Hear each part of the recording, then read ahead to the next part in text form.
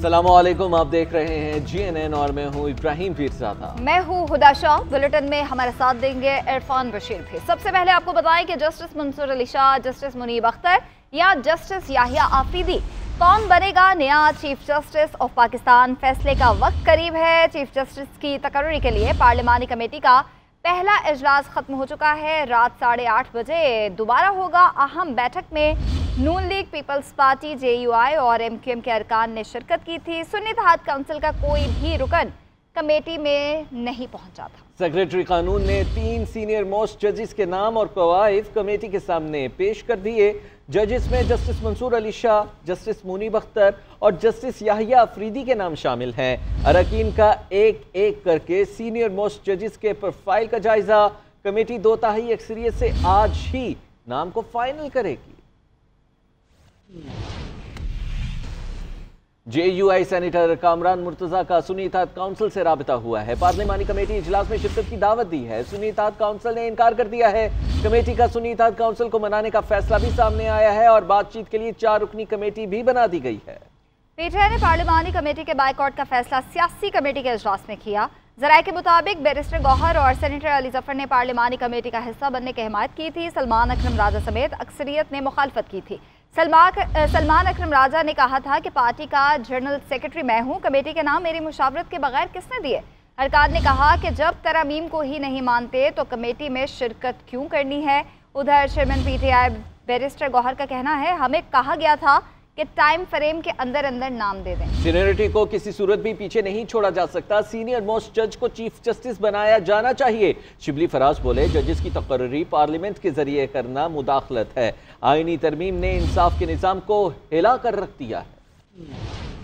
PTI का जजेस पार्लिमानी committee के बाइकआउट का ऐलान। कोर कमेटी और सियासी कमेटी में अरकान आपस में उलझ पड़े। PTI की तरफ से पार्लिमानी कमेटी के बाइकआउट की अंदरूनी कहानी सामने आ गई। इस हवाले से पार्टी की कोर कमेटी और सियासी कमेटी के इजलास में खासी गर्मा गर्मी हुई। चेयरमैन बैरिस्टर गौहर और अली जफर ने पार्लिमानी कमेटी का हिस्सा बनने की हिमायत की, जबकि सलमान अकरम राजा समेत अक्सरियत ने मुखालफत की। सलमान अकरम राजा ने सवाल खड़ा किया कि पार्टी का सेक्रेटरी जनरल हूँ, पार्टी कमेटी के नाम मेरी मुशावरत के बगैर किसने दिए? दीगर अरकान ने भी मौक़िफ़ इख्तियार किया कि जब तरमीम को ही नहीं मानते तो पार्लिमानी कमेटी में शिरकत क्यों करें। ज़राए के मुताबिक कोर कमेटी ने पार्लियामेंट में भरपूर एहतजाज न करने पर भी शदीद तहफ़्फ़ुज़ात का इजहार किया। तहरीक इंसाफ की सियासी कमेटी का इजलास हुआ, जिसमें चीफ जस्टिस ऑफ पाकिस्तान के तकर्रुर से मुतल्लिक पार्लिमानी कमेटी से अलग रहने का फैसला किया गया। चेयरमैन PTI बैरिस्टर गौहर ने पार्लिमानी कमेटी के इजलास में शिरकत न करने की तस्दीक कर दी। कहते हैं पार्टी की सियासी कमेटी का फैसला हतमी है। पॉलिटिकल कमेटी जब फैसला करती है वही पॉलिटिकल पार्टी का फैसला होता है। वो मनो-आना हम उस तस्लीम करते हैं और उस पर अमल दरामद करते हैं। उसमें इंडिविजुअल ओपिनियन की तो कोई बात नहीं होती। मेरा ओपिनियन अगर ये है कि मुझे जाना है,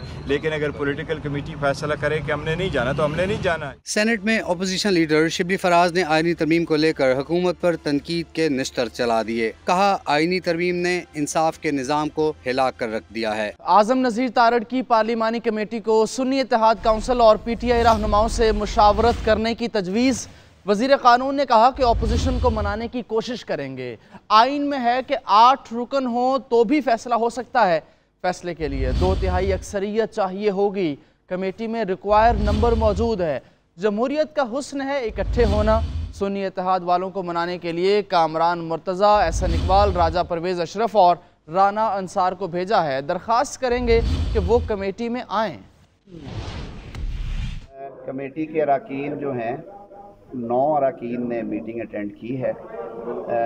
आइन के आर्टिकल 175 के मुताबिक 8 लोगों ने यानी 2/3 ने ये फ़ैसला लेना है। और आइन में यह भी लिखा है कि अगर कोई वैकेंसी रह जाती है खाली, यानी किसी पार्टी की तरफ से नॉमिनेशन नहीं आती, उसकी सीट है, या कोई रुकन खुद मीटिंग अटेंड नहीं करते बावजूद, तो उसकी वजह से जो प्रोसीडिंग्स हैं वो नहीं रुकेंगी कमेटी की। और बात भी दुरुस्त है कि आपने चीफ जस्टिस पाकिस्तान का इंतखाब करना है।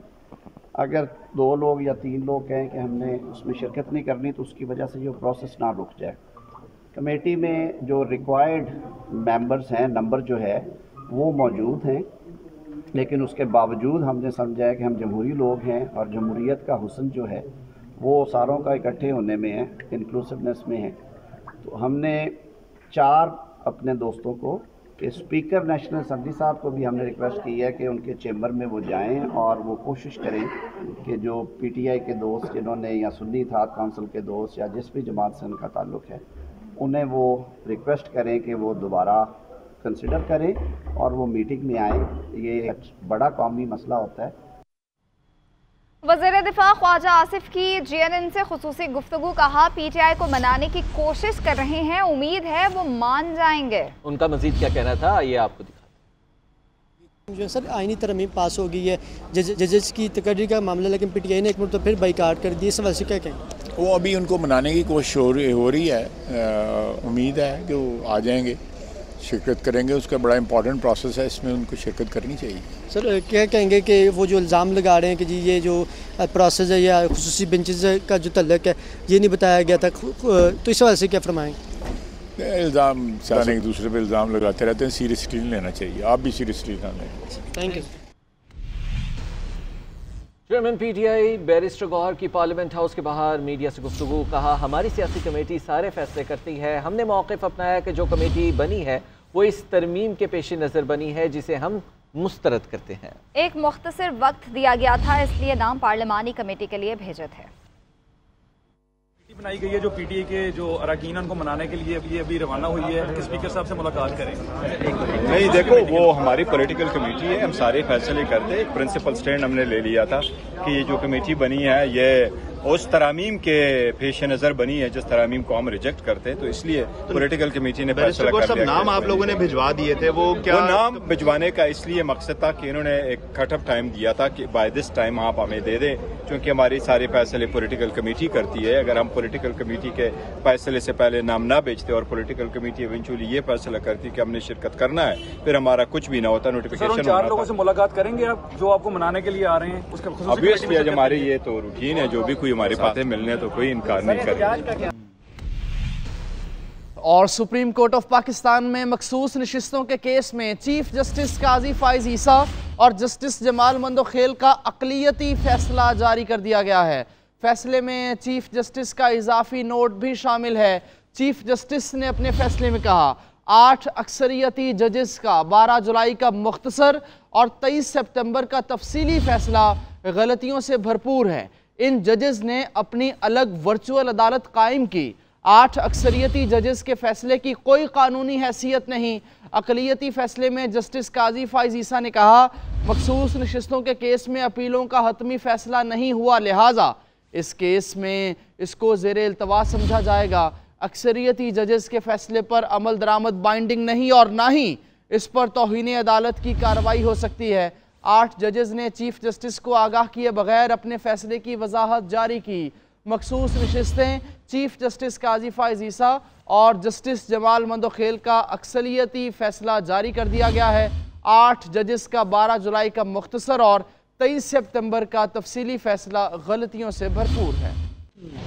PTI को मखसूस नशिस्तें देने का केस, चीफ जस्टिस काजी फाइज ईसा और जस्टिस जमाल मंदोखेल ने अक़लियती फैसला जारी कर दिया। चीफ जस्टिस काजी फाइज ईसा ने 14 सफ़हात पर मुश्तमिल इजाफी नोट भी तहरीर किया, जिसमें लिखा कि 8 जजेस का 12 जुलाई का मुख्तसर और 23 सितंबर का तफसीली फैसला गलतियों से भरपूर है। 8 अक्सरियती जजेस की 14 सितंबर और 18 अक्टूबर की वजाहतों में भी आईनी गलतियां हैं। कहा 8 जजेस ने अपनी अलग वर्चुअल अदालत कायम की, जिनके फैसले की कोई कानूनी हैसियत नहीं। अक्सरियती जजेस ने मखसूस नशिस्तों से मुतालिक अपीलें निपटाई नहीं, लिहाजा केस ज़ेरे इल्तवा समझा जाएगा। इख्तिलाफी नोट में चीफ जस्टिस ने मजीद कहा कि मखसूस नशिस्तों के केस में अपीलों का हतमी फैसला हुआ ही नहीं। अक्सरियती जजेस ने वजाहत की दरख्वास्तों की गुंजाइश बाकी रखी। केस का चूंकि हतमी फैसला ही नहीं हुआ, इस पर अमल दरामद बाइंडिंग नहीं। फैसले पर अमल दरामद न होने पर तौहीन अदालत केस कार्रवाई भी नहीं हो सकती। बोले फैसले में आईनी खिलाफ वर्जियों और कोताहियों की निशानदही इनका फर्ज है। उम्मीद करते हैं अक्सरियती फैसले देने वाले जजेस अपनी गलतियों का तदारुक करेंगे। इजाफी नोट में मजीद लिखा कि बदकिस्मती से नजरसानी अपील समाअत के लिए मुकर्रर न हो सकी। सारे जजेस ने इसके खिलाफ वोट दिया।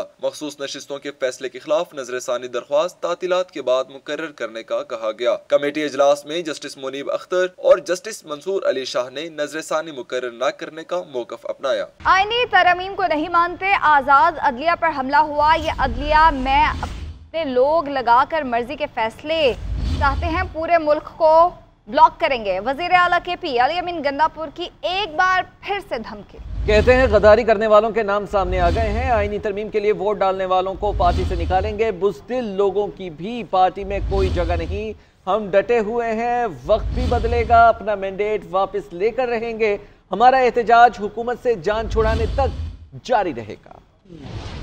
इस्लामाबाद जो है वो हमारा कैपिटल है, हमारा दारुल खिलाफा है और जाहिर बात है इस्लामाबाद ही हमारा वो एक टारगेट होता है कि जहाँ पे जाके पुरअमन तरीके से अपना एहतजाज रिकॉर्ड करवाएं। साथ साथ अभी जो ये मजीद और जो हरकतें कर रहे हैं, जेली आईनी तरमीमें करके, डाके मार के, इस तरीके से ये हमेशा से इन्हीं पार्टियों ने, इन्हीं लोगों ने, अशराफिया ने ये किया है कि इदारों को अपने नीचे इन्होंने महकूम किया है। हम ये वादे तौर पर बता रहे हैं कि अगर सीनियर मोस्ट जज को ना बनाया गया चीफ जस्टिस तो इंशाल्लाह हम तहरीक भी चलाएंगे। लेकिन इनको ये सोचना चाहिए फैसला सादों को कि ये इस तरीके से जो हुकूमत की मशीनरी को हत्ते लोगों पर इस्तेमाल कर रहे हैं, क्या इनको ये जेब देता है? ये बार बार इस तरीके से जबर करके समझते हैं पीछे हट जाएगा, पीछे नहीं हटेंगे। तो पाकिस्तान के हर कोने से, आजाद कश्मीर से और गिलगित बल्तिस्तान से, हर जगह से लोग निकलेंगे। इंशाल्लाह पूरे पाकिस्तान को हम ब्लॉक करेंगे। अगर हमारे जायज मुतालबे इमरान खान को रिहा ना किया गया, अगर हमारा मैंडेट हमें वापस ना किया गया, तो हम उसके बाद एक फाइनल कॉल जो होगी हमारी, वो कहते हैं ना कि फाइनल कॉल का मतलब ये है डू और डाई, आर या पार होगा। फिर हमारी अवाम बहादुर भी है और इंशाल्लाह हमारी अवाम जो है पूरे पाकिस्तान है, पूरे पाकिस्तान से आकर इंशाल्लाह ये टारगेट अचीव करेगी और इंशाल्लाह हम इस हुकूमत का तख्त तक फिर तहरीक जारी रखेंगे। आईनी बेंच मिसाके जमहूरियत के विजन की तकमील है। आम आदमी को इंसाफ मिलने में आसानी होगी। हिज़्ब इख्तिलाफ और इत्तेहादियों से मुशावरत की है। तरमीम तरक्की, खुशहाली, मुआशी और सियासी इस्तेहकाम में संग मील है। 2/3 अक्सरियत से मंजूरी पर मुबारकबाद पेश करता हूँ। वज़ीर आज़म शहबाज शरीफ की काबीना इजलास में गुफ्तगू। कहा तरमीम में आईनी अदालती बेंचेस की तश्कील भी शामिल है। 2006 में बेनज़ीर भुट्टो और नवाज शरीफ के दरमियान मुआहदे पर दस्तखत हुए थे। ये उस विजन की तकमील भी है और इसकी सच्चाई की गवाही भी।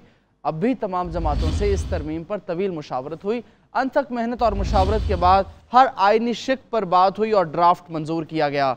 आवाम के मुकदमात सालों से लटके हैं। तमाम सियासी रहनुमाओं का शुक्रिया अदा करता हूँ जिन्होंने मदद की।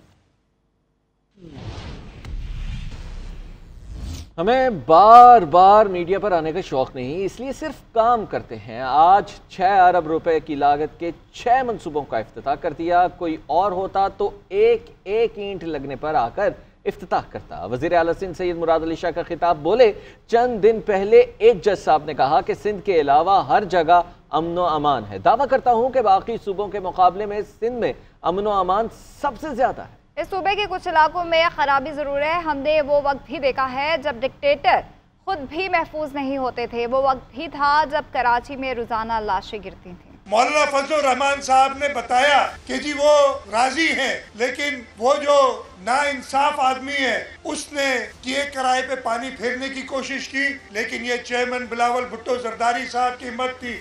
एक शख्स जो इस वक्त मेंबर नहीं है असेंबली का, जो किसी जमात का सदर भी नहीं है, वो सिर्फ राजी नहीं था, उसमें वो मजबूर थे उसके आगे। और उन लोगों ने ना चाहते हुए भी बायकॉट किया। आईनी कुछ लोग आए, तरामीम जो हुई है, जैसे पहले आइन बना था 1973 में, 18वीं तरमीम जो 2010 में हुई थी, उसी तरीके से ये 26वीं आईनी तरमीम भी कंसेंसस हुई है। वो सारे लोग राजी थे।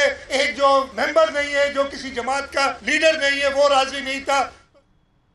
वज़ीर आला पंजाब मरीम नवाज शरीफ की ज़ेर सदारत सूबाई काबीना के 18वें इजलास में अहम फैसले। माहौलियाती बेहतरी के लिए तारीखी इक़दाम। सूबाई मोटर व्हीकल ऑर्डिनेंस 1965 में तरमीम की मंजूरी समेत इन्फोर्समेंट मसाइल के हल के लिए डिस्ट्रिक्ट प्लास्टिक मैनेजमेंट कमेटियाँ कायम कर दी गई। इजलास में सीएम पंजाब लैपटॉप स्कीम की मंजूरी भी दी गई है। खेलता पंजाब गेम्स 2024 के लिए 1,15,000 से ज़ायद खिलाड़ी रजिस्टर्ड हो चुके हैं। इजलास में स्मॉल फार्मर्स के लिए लाइफ स्टॉक कार्ड की मंजूरी भी दी गई है।